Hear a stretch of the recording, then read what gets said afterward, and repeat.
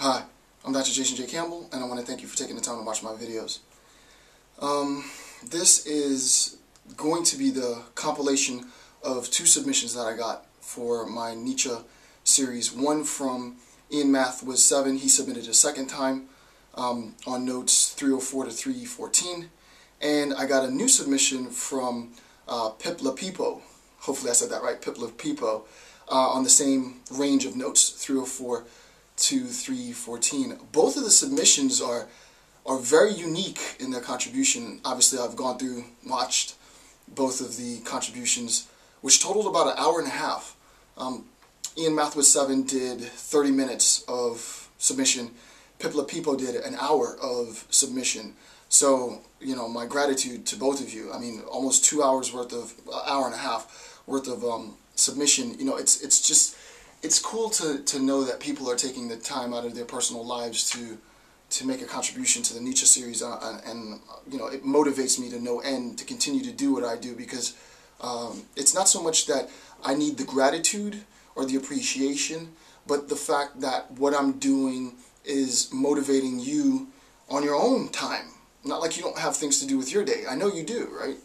To go out and get the book and do your own research and give your own interpretation. I think it's easy for people to critique and to say, oh, well, your interpretation was good or bad, or mine could have been better. It's a whole other thing to actually take the time and actually make the video contribution. So a huge shout out to Ian Math with 7 for a second round of contributions, and I want to welcome Pipla Pipo and just thank him so much for his contributions. There were so many things that they both said that I thought was just really, really profound in their contributions, and I'm not exaggerating. In Ian Mathwood's contribution, his interpretation of Note 314 was probably the best interpretation I've ever heard. It would probably be better than my own interpretation. I watched Ian Mathwood's interpretation of 317, which you'll see in the compilation of video that I have after this, and it was just profound. It was very, very insightful. I think it was right on the money, and he offered two interpretations of the note, and I thought that both interpretations were great. So Ian Math with 7, I really want to thank you for that insight. It'll help me in future lectures on Nietzsche to incorporate that unique sort of insight that you gave into Note 314, which I thought was just right on the money. It was a very, very, very, very opaque, you know, what does he mean by muscles? I mean, you know, it was a very, very opaque note, but I thought that you shed an amazing amount of light on it. Pipla Pipo did two video installments. The first was a half an hour, the second was a half an hour, and I don't remember exactly where it was, but in the second installment, he had one of the most profound insights ever. It was legendary. He was talking about a passage in Nietzsche where Nietzsche was referring to sort of the old being the new, or the new being the old. Sort of morality is, I forget exactly where the passage was, but his insight was an aesthetic commentary. Pipla Pipo gave this profound aesthetic commentary that was just like, it was, to say legendary is, you know, it's not an overstatement. And the idea is, when an artist, and I'm a sort of a big consumer of art, when an artist, at least virtual art, when an artist does something brand new, a brand new painting, a brand new composition, a brand new virtual sort of art display, whatever, when an artist produces this new work, and this is all Pipla Pipo's, I'm just sort of regurgitating what he said, this is not my concept, it's just profound. The new piece of work becomes classical the instant, so that this new piece, this new aesthetic piece, is both new, it's avant-garde, but it's also classical. And I paused the video and I was like, okay. And if I remember correctly, Pipla Pipo, you forgive me if I'm not getting this right, but I thought it was really, really insightful. It's that the new piece transforms our aesthetic and interpretation abilities in reclassifying, restructuring pieces of art that came before it. Right? It sort of redefines the canon, if you will, the new work, redefines the way in which we interpret the canon, specifically pieces that preceded the new work, and so that the classical is new, the new is classical. It was just a ridiculous. It was a ridiculous commentary. So I don't really have much more to say. I really want to express my thanks.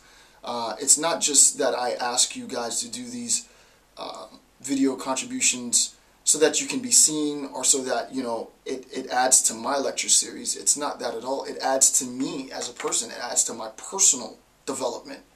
I don't have anyone to collaborate with on an academic level because I'm not in the field of philosophy professionally. I'm a conflict resolutionist, but philosophy is my training and my passion. So it's just really cool to be able to have this interaction and have new interpretive insights. And Ian Mathewes 7, with his discussion of the muscle and the gut, I just love the way he put it. It was just profound. And for me, it was inspiring because it's a new way to look at Nietzsche's text. And I've read this text a ridiculous number of times. I've read that passage a ridiculous number of times, and I've never looked at it like that. So I'm going to incorporate Ian Mathewes 7's interpretation. And there were many things that they both said with respect to Pipla Pipo's discussion of the avant-garde, the classical, the avant-garde, the new being the classical, the canonical change that the aesthetics bring to the canon. Of course, with respect to morality, he was initially saying was just a legendary interpretation. So you guys are super rock stars. I really want to thank you for taking the time to make the contributions. And with that, I want to thank you, the viewer, for watching. And now here are the video contributions by Ian Mathewes 7 and Pipla Pipo. I'm Dr. Jason A. Campbell, and thanks for watching my videos.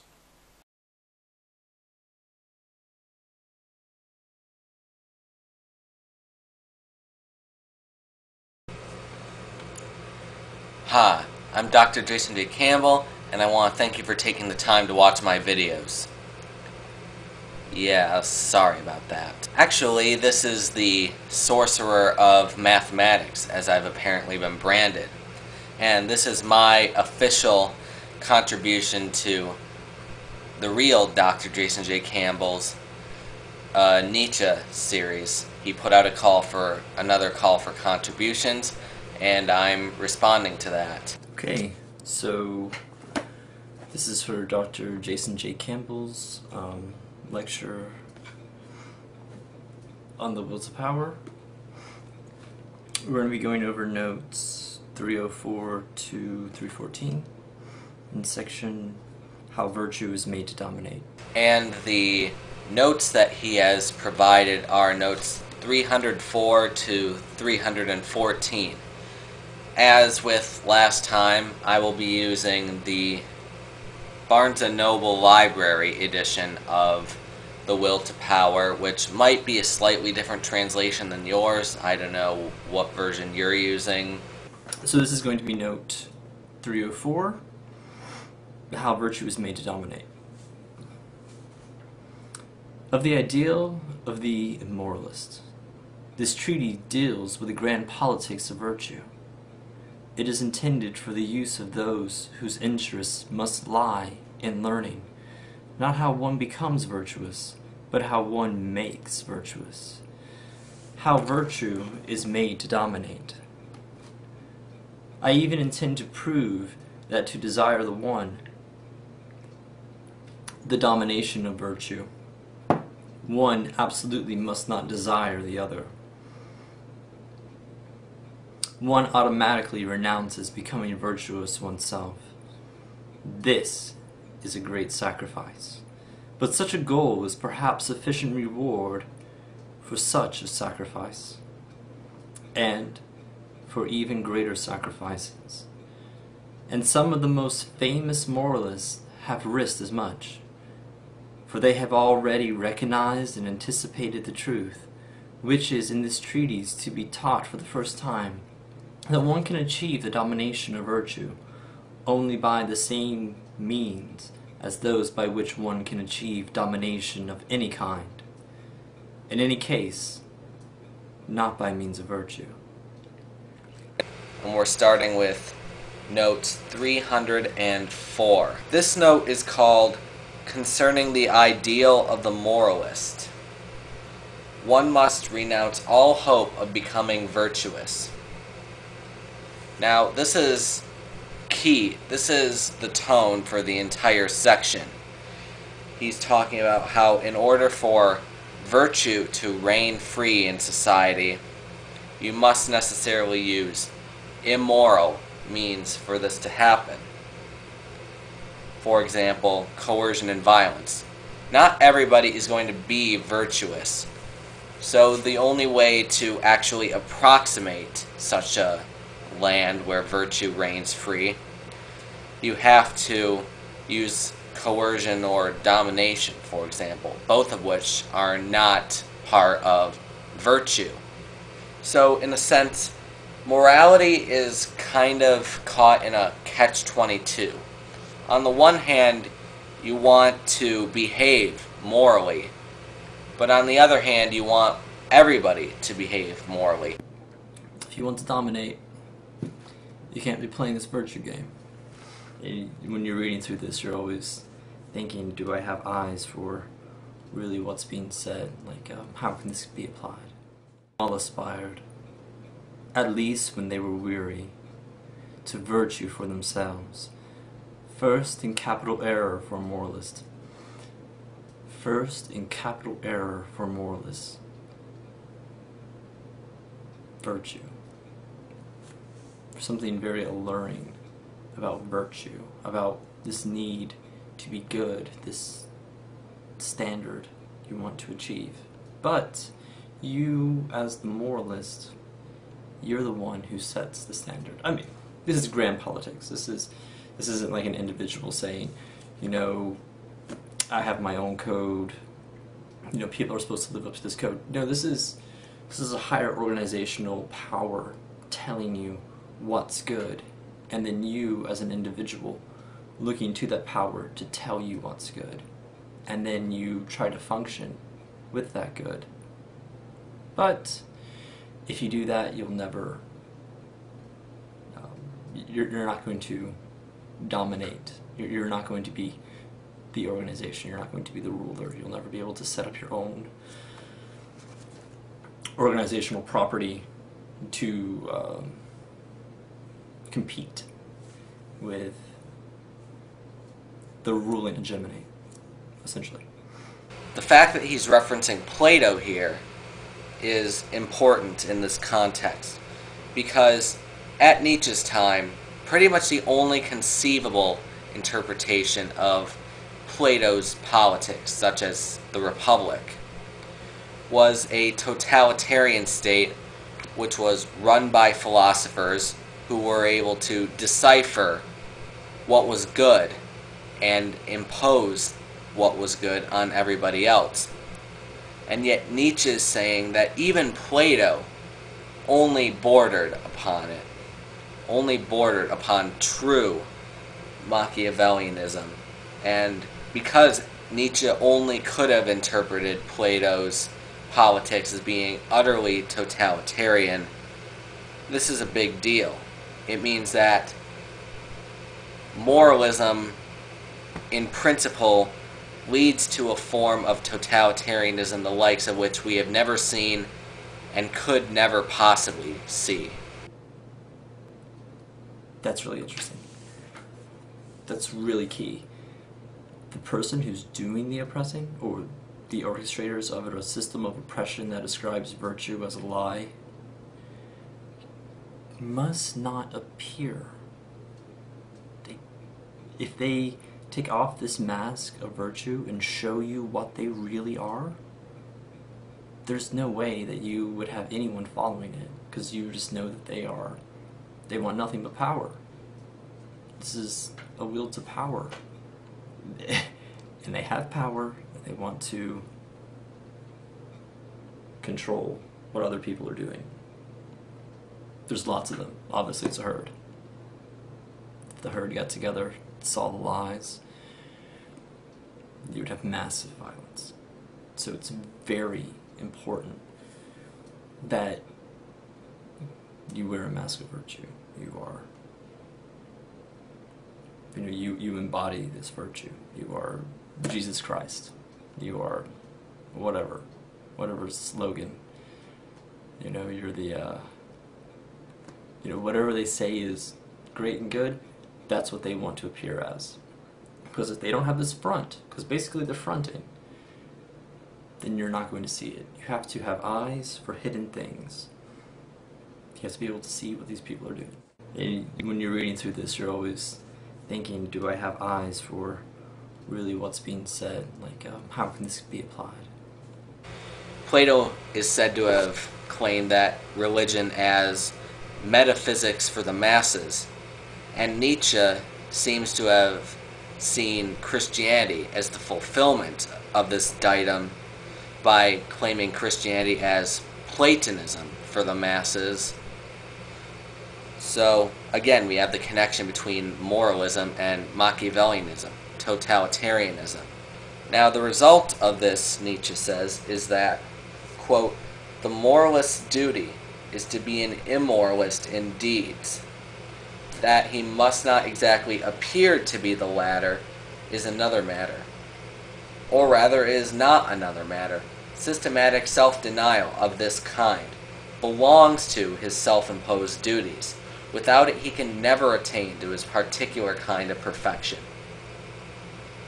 So, we come to the climax of what Nietzsche's been building up to all along. Morality has two mutually exclusive goals. The first one is the adherence of a person to morality, but also the adherence of everyone to morality. Now, ultimately, this contradiction is resolved, according to Nietzsche, by letting morality reign supreme, again, by immoral means, but at the same time putting on the appearance of acting morally, which necessitates self-denial. The reason why this is that, by definition, immorality is acting in accordance with one's will to power. And, unfortunately, this is exactly what morality is doing. It's acting out of its own will to power when it attempts to see everybody behave morally. Moralists need the gestures of virtue, the gestures of truth. The error begins only when they yield to virtue, when they lose domination over virtue, when they themselves become moral. When they themselves become moral.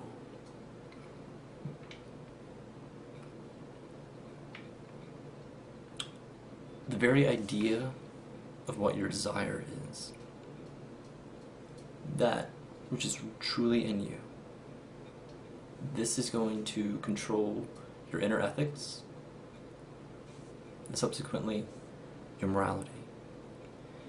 If your desire is domination and control, then you will make any small sacrifices of small pleasures, force, lying, cheating, stealing, as long as you achieve that goal and you overcome whatever obstacles lay in your way to achieve that goal, then you necessarily have to be free from morality. It's brutal stuff. It's brutal stuff. I mean, just on an individual level, wow.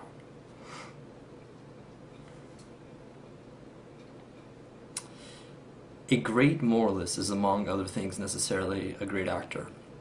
A great actor, why? Because he has to front. He has to appear like he's moral. He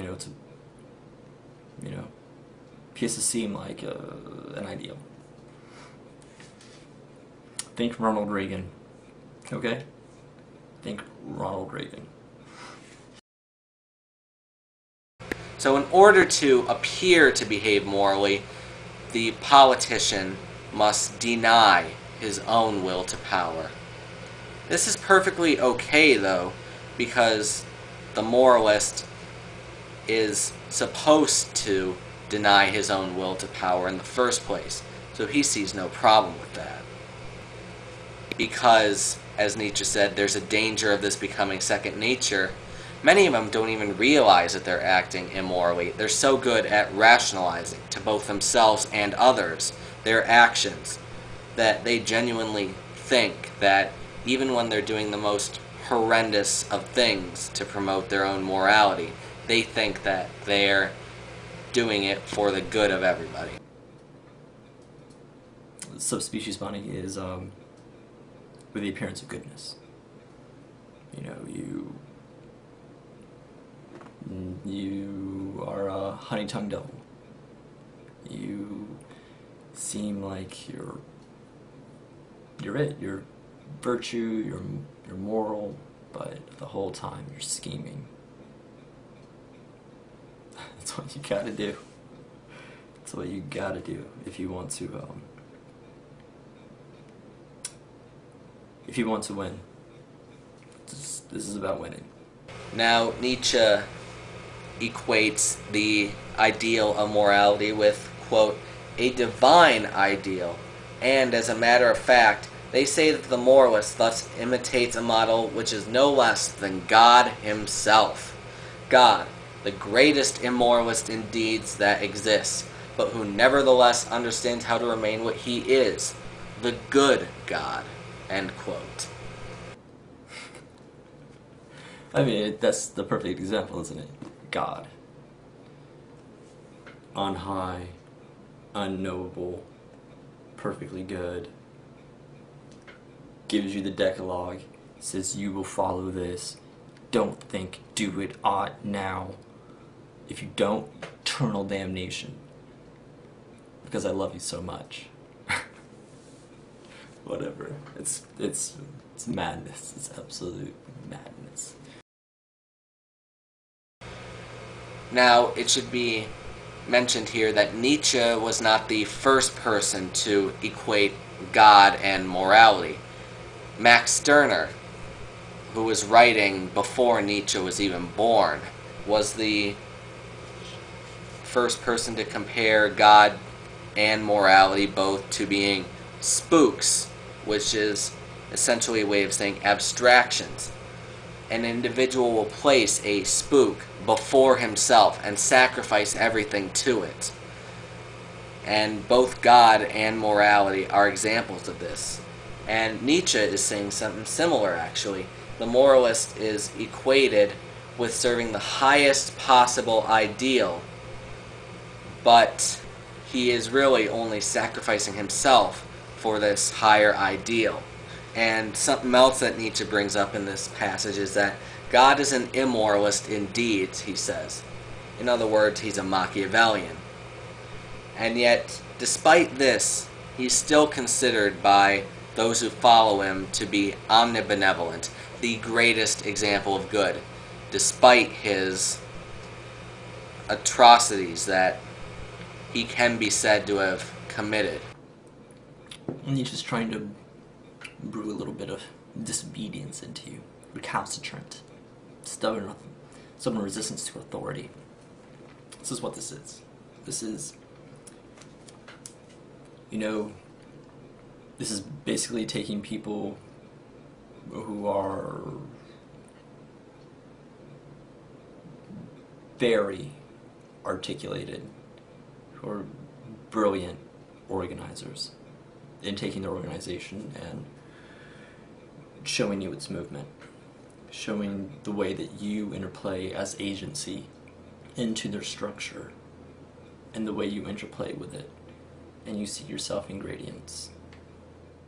Virtue, you have what's good and what's right, and here you have domination. And domination is you telling people what is good and right. Okay? That's the twist. This is the torsion. They are mutually exclusive. To be one is to be in contradiction to the other. Okay? Nietzsche normally describes appeals to virtue is at a time for weakness for the dominant. If you are already, your antecedent is to be dominant. If you fall into weariness, you necessarily have become You know, you want to take on virtue because it just becomes too much of a burden for you. It is to dominate these people, and it's a great flaw. I mean, because once you enter into a contradiction as this agency of domination, I think he believes that things can spiral out of control. Anything will become virtuous. You know, you'll do anything to maintain power. It will become explosive because you've upset your little system of truth. Quote, "The dominion of virtue is not established by means of virtue itself. With virtue itself, one renounces power. One loses the will to power." And this is essentially saying that immorality, by definition, is following the will to power. And in order to act morally, or as I was saying earlier, to appear to act morally, one must publicly renounce the will to power. Okay, note 307. He who knows how all fame originates will be mistrustful even of the fame virtue enjoys. Okay, this is going to relate back to the last note. What is popular? Hegemony is popular almost by definition because it is the ruling force of a populace. It's the generally accepted thing. It's the popular notion. How did it come into power? It came into power by the sword, the knife, by seduction, by injustice. And once you know that the fame, the popularity came from those means, it loses all respect. Like, you know, look what you had to do to achieve this. It's like, it's pretty grisly stuff. So, you know, you stop seeing it for, a lot of times popularity can create a mask for someone. And instead of seeing who they are, you'll see their own fame. You know, you will stop seeing them as an individual and you'll see them as a twisted ideal. Whatever. The very words that you articulate your thoughts are because you've been born into a language, but you are also born into a morality, and you necessarily think these things are moral because you have been, you know, you're not reasoning whether this is moral or wrong or truth, the ambiguities, the gray areas. It's, you know, you entered into a social machine that tells you that this is the way that you ought to conduct yourself for a successful life. For thousands of years, people have ascribed virtue as being the means in which people achieve. If you're not achieving, then you're not working hard enough. Okay? It's, you must be stupid. You know, you must have sinned against God because you were not virtuous, and you've been hurt now because you haven't achieved. Hey, it's like this whole Protestant work ethic thing, right? You know, you gotta try hard to get far. It's just a lie. Moving on, note 309, quote, "There are some who actually go in search of what is immoral. When they say this is wrong, they believe it ought to be done away with or altered. On the other hand, I do not rest until I am quite clear concerning the immorality of any particular thing which happens to come under my notice." End quote. Now, my interpretation of this note is that when most people say X is immoral, they're describing a gut reaction to it, and then they're trying to justify their gut reaction after the fact. And this is actually something that's well established in psychology. What Nietzsche is saying is that he won't believe that something is immoral unless someone demonstrates to him that it is actually immoral. The burden of proof is on the person claiming X is immoral. And until you can actually demonstrate, unless you can provide a convincing case for the immorality of something, the claim is unbelievable. When virtue enacts itself, and you have other people coming and saying to you that, this is wrong, you are not to wear your hair that way, you should invest this way, you should do that, do this, you ought to do that, I don't think this is right, blah blah blah. That is virtue as force. This is really interesting, because we all know that real force is actually a virtual threat. And what do I mean by that? It's, you're with your dad, or your mom, whatever, and you're acting up as a kid. If your parents gave you that look, like something was up, or they talk to you when they clench their teeth and they talk to you, like, you better stop it. You're in for some serious shit. You better get your shit in line. It's virtual threat. Virtual threat. But as soon as it becomes actual threat, beating, real force, something very clownish happens to it. You necessarily lose your legitimacy as a person who's able to give the force. You've become clownish in a way. If you have to enact a force, then you've become almost empty as a threat. I know, it seems like a paradox, but it's true. Like, you lose all legitimacy as a ruler. If you look at your kids and you give them an angry look and they fall in line, that's fine. But as soon as you start beating them, what kind of parent are you? I mean, you can always say that this is some kind of moral claim, but you look at Gaddafi, you look at people shooting other people from ambulances, real threat, but he's lost all of his legitimacy as a ruler. You can't enact on that way. You still have to keep this front of virtue that you're not going to do this shit. You just have to, say that you're going to hell, not actually burn people in hell. And he's essentially listing the ways which a person could go to power. And I'm only going to consider 3 of the items he lists. The first one being the presentation of the new virtue under the name of an old one. In other words, trying to make something look like it's something new. It's a new value to be added to the list, but really it's just an old one in disguise. And the one which I was hinting at earlier was the connection between God and morality. At first, we had God as the ultimate thing to value. Now, it's been replaced with morality as the ultimate thing to value.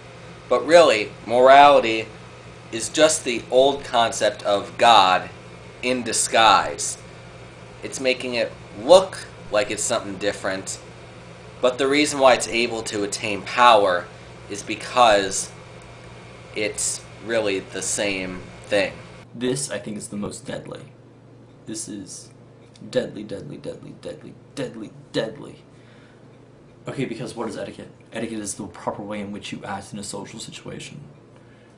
Okay, so if you are necessarily acting in a social situation that is based upon another hegemony's oppression of what a virtue is, then you are thinking, you are wanting to say the right thing, you are wanting to act the right way, you are wanting to seem and do the right things.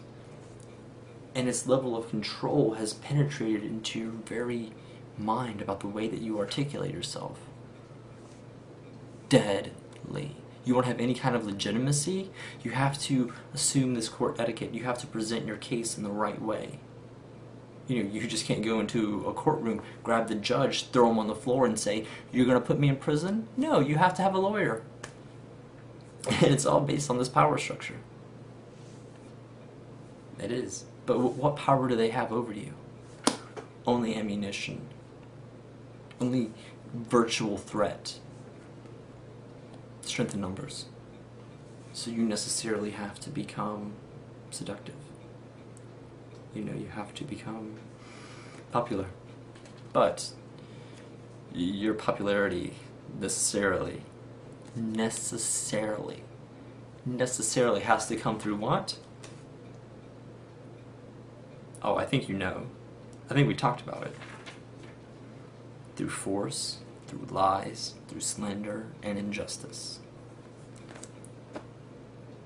That's the line. You have to be immoral. It's all about reaching your desire. You do it by whatever means you can. Not individual, of course. We're talking about grand politics. Now, note 311, I think, is the most interesting one.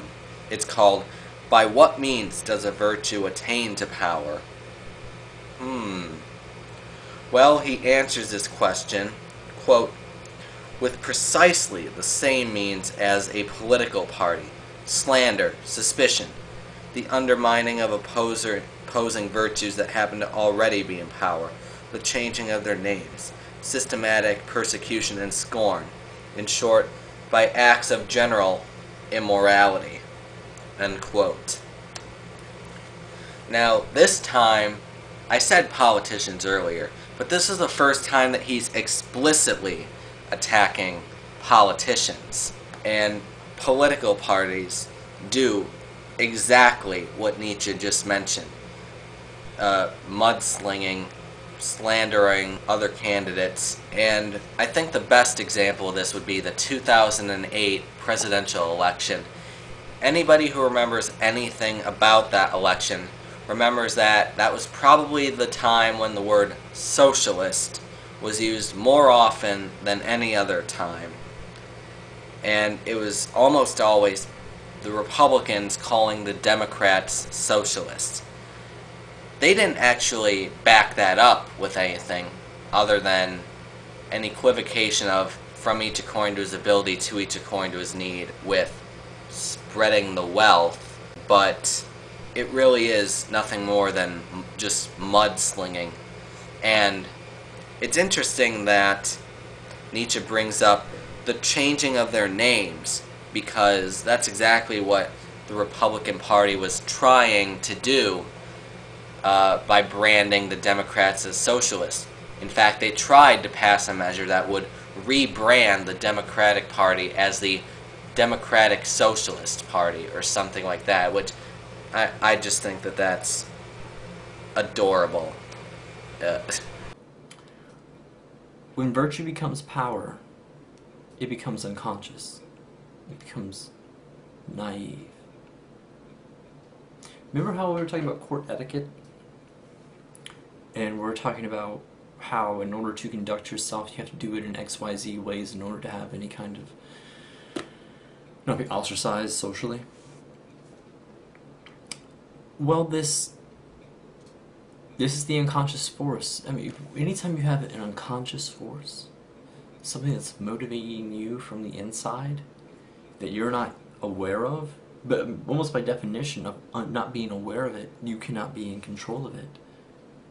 If you have an inside mechanism that tells you that this is right, this is wrong, then it's necessarily controlling you on such a level of control that you can't get your way out of it, you know? It's actually fundamental for you to free yourself. You have to recognize this has been put in you. And the way that you do it is to look at the system. I mean, you have German idealism, and I think German idealism is all about creating these really interesting systems. Nietzsche's all about breaking it down. It's like the freaking Picasso of philosophers, you know. Just he wants to tear all of these traditional structures down, tear them down to the ground, break them. You necessarily have to deconstruct them in order to see what their little games are playing on your group organization and yourself as a person. And here's the interesting thing. If you have a new a really brilliant new piece of work of art, it necessarily becomes classical. Why does it become classical? Because it restructures the entire way in which you view the other works of art that came before it. This is a T.S. Eliot quote. It's like, that which is like authentically new is automatically classical. And that's kind of what's happening here with this new introduction of a virtue, with the way that it fits in with its existing and recognized virtues. It's not that, oh, this is a new virtue, it complements the other. No, it restructures. Like, everything gets realigned. Like, the system of values, the meanings, become realigned because of this new introduction of this virtue. And finally, note 314 simply reads, quote, "Our most sacred convictions, those which are permanent in us concerning the highest values, are judgments emanating from our muscles," end quote. Now, I have two interpretations of this, and they're not mutually exclusive. Nietzsche could very well have been using a form of wordplay to actually be conveying both meanings in the same sentence. My first interpretation is that morality comes from us. It is a bodily thing, not a spiritual thing as many people claim it is. And this is consistent with Nietzsche's diatom in Thus Spoke Zarathustra, that the overhuman is entirely body, I think he says. My second interpretation is that morality is from our muscles. It's not a thinking thing. It's just a gut reaction to something, as I was explaining earlier. And it's not something that people get by just looking at the world around them and coming to certain conclusions rationally. No, it's an emotional thing. And I hope that that was what you were looking for, Dr. Jason J. Campbell. And I really want to take the time here to thank you for doing this lecture series. I know it's not easy. I mean, I'm having trouble just keeping up with watching all these lectures videos, much less actually taking the time to go through the notes, write lecture notes, actually taking the time to record the lecture, etc. I could not do what you are doing. So thank you, Dr. Jason J. Campbell, for doing this. And I would also like to thank Secular Numinist, because if it weren't for him, I never would have even found this great YouTube channel. So thank you both, and have a good day, everyone. And with that, I want to thank you for spending any time that you did with me looking over this text. I should have been far more organized. I took some notes, but who knows? This is the first time I've done this. Anyway, I don't have a note board to write out things like Dr. Campbell, but I guess it is what it is. Maybe there were some insights, maybe there weren't, maybe it was everything you knew, maybe it wasn't. Yeah. Okay. Hope you guys have a good day. Good lives, whatever. Enjoy the Nietzsche series. I know I will be. Jason, thank you for going at it for as long as you have. Alright, bye.